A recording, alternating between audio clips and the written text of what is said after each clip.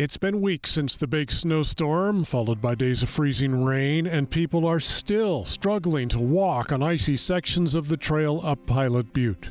We're here talking about shoe traction, which is a popular item in the wintertime around Bend. What kinds of devices are available? The couple brands that we've had the most success with are Yaktrack, Kahtoola, and Cold Cutter.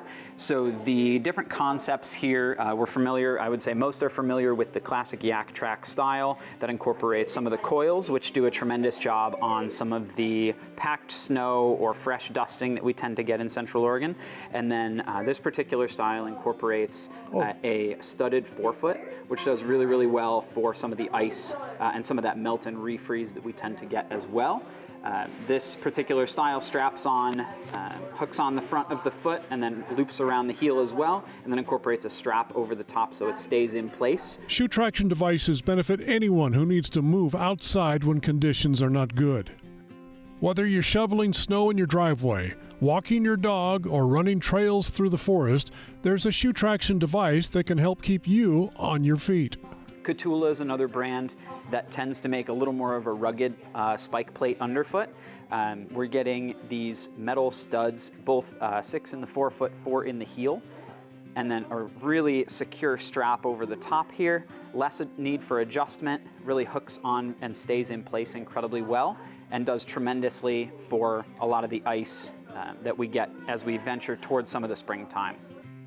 What do you have on your feet now? These are the Microspike. Do they work for you? Same pace going up and down as I normally do without them, or with normal trail. So. It's on these icy slopes with bad angles where these cleats really make a difference if you plant the balls of your feet in and feel those studs grab. In most applications, you'd be totally fine going in the center. It's nowhere near the foot. We're getting about halfway to the foot as far as the cushion is concerned here.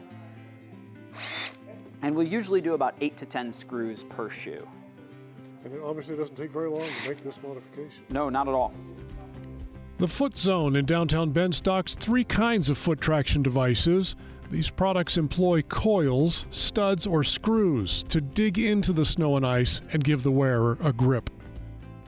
And you just recommend any existing shoe for this treatment? Absolutely. We'll most often do trail shoes just because they have already a little bit of traction.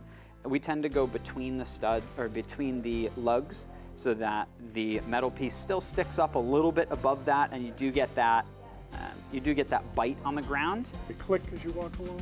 You may hear yourself tap dancing a little bit, absolutely. But the nice thing is that you hardly feel them at all. And this is about the same price as the strap-on. So the screws, this year we're actually putting them in for free. Oh, okay. This is a free service that we're providing to the community. Okay. Because we're doing our best to keep the rubber side down, to keep Central Oregon upright. That's a good service.